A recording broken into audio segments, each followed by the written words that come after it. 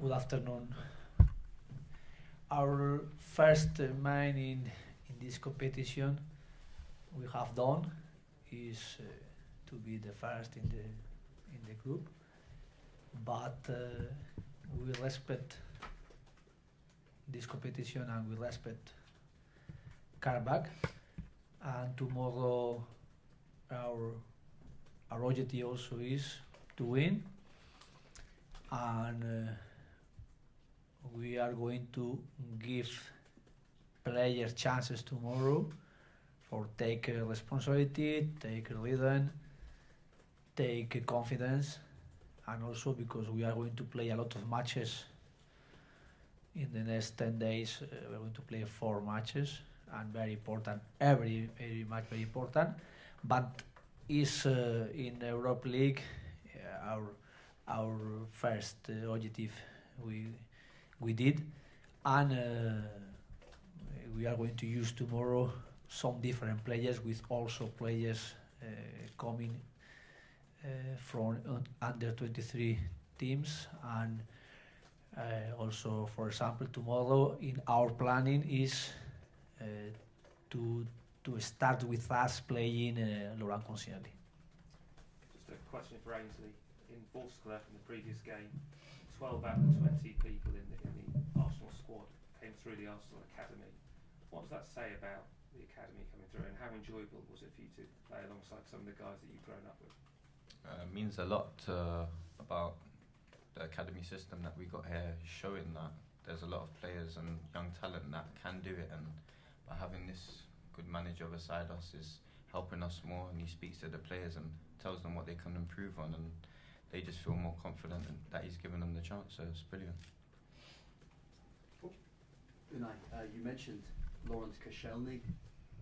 How is he at the moment, and how ready will he be to start in the league game against Southampton at the weekend, and how do you manage that availability problem you've got at centre-back at the moment?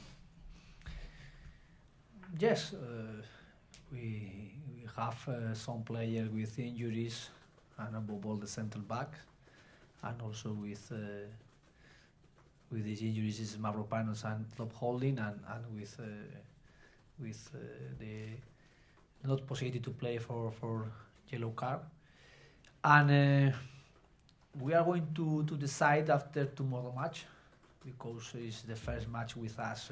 Laurent Koscielny is going to play, and we are going to look also if he can play 90 minutes, he can play less minutes in this game, and we can use another player in this position, like sometimes he's playing Nacho Monreal, also with us, and in his career he played in this position Steiner, and we are going to decide, but the first is think in the match tomorrow, also because we need to receive information how he can feel tomorrow, Laurent. You've got Mesut Ozil back after a back injury. One of the theories doing the rounds at the moment is that he has maybe picked that up by playing too many computer games. I just wondered, is there any truth to that? Do you think that's true? Se dice que la lesión de Mesut de la espalda se le debe a jugar demasiado videojuegos. ¿Es algo que es verdad? ¿Qué piensas de esa teoría? I don't know.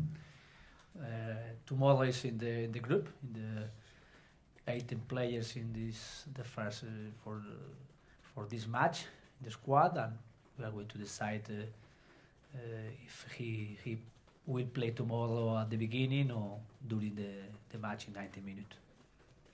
Raheem Sterling's treatment has made widespread headlines this week. What do you tell your players about how they cope with facing abuse from the stands? Tras la noticia de Raheem Sterling, que ha sido una de las noticias más llamantes de la semana, ¿qué le dices a tus jugadores? Raheem Sterling, lo de los mismos insultos. ¿Qué dices a tus jugadores sobre cómo deberían comportarse cuando reciben esos insultos? It's not acceptable, but I think is very small contest or one small moment. I think the people is conscient the respect to every people, and I think is one contest in one moment, but is not acceptable this commitment. And a lot has been said and written recently about Arsenal players' lifestyles. I was just wondering if you've had a chance to speak to them about how they lead their lifestyles after what was written last week. Se ha hablado mucho sobre el estilo de vida de algunos jugadores del Arsenal. No sé si has tenido la oportunidad para hablar con los jugadores sobre las noticias de la semana pasada. The club said to you, this discussion is inside between us, but for me the most important is not to lose the focus. Our focus is first is last matches against Huddersfield, and now is the matches tomorrow and Sunday, and I trust in my player. I trust this behavior is good behavior, and the most important is every day how I can, and I am seeing every player training with us and with big behavior, with a big commitment, and with the focus for us and for our work. Ainsley, you're back being around the squad after your unfortunate injury.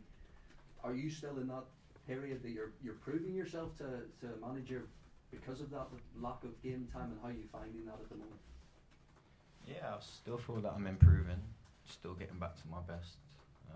Me and the manager have had a conversation, and he's told me things that he wants me to improve on, so all I can do is go away every day and wake up and think, how can I get better at this? And by a certain amount of time, the manager should be able to see it in me. What would you like to improve on? Yeah, it's more of a personal thing between me and Unai, honestly, but yeah, I think as long as I know it and he knows it and we both agree on it, that's all that matters. What's different about this team this season compared to last season? There's a few different things. Well, of course, the manager, he conducts himself in a different way to the ex-manager. Some of the signings that he's brought in is different as well, so there's a lot of experienced players in the camp now that are helping out with the young side of the squad, and I just think it's a great combination that we have at the moment. And just finally for me, a question on the Raheem Sterling situation. What's been your personal experience? Have you experienced abuse at a game, and what can be done to stop it? Yes, I have, not at a professional level, but growing up in the youth ranks. I think it's disgusting, honestly, and I really do credit Raheem for coming out and standing up for himself and other players, and speaking about it. But I just think that if a lot of the football clubs can get together and some of the players to just join forces to really put our heads to it and try to kick it out, it will be the best thing possible. Is there any more questions about you? Sorry, could you just tell us what happened at youth level? Pretty much similar to what Raheem got, to be honest.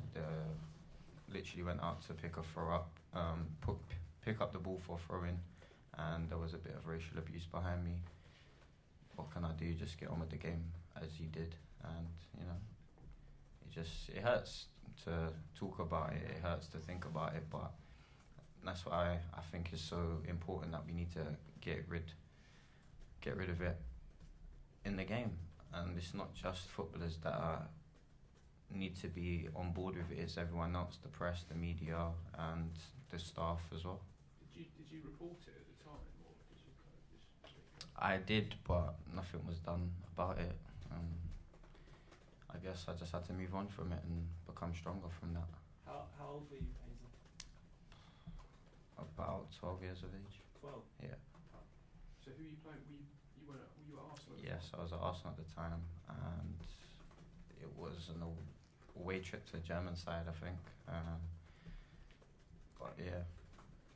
How much do you think that's stayed with you? How much did it affect you at the time? At the time, I just spoke to my dad about it, and he did sort of give me the heads up and show me a few things, that there was racism before our time when I was playing football, and there still is in the game now, which we've seen from Raheem Sterling coming out to speak. So it's, yeah, like I said before, I think we just really need to put our heads to it and get it cut out of the game as soon as possible.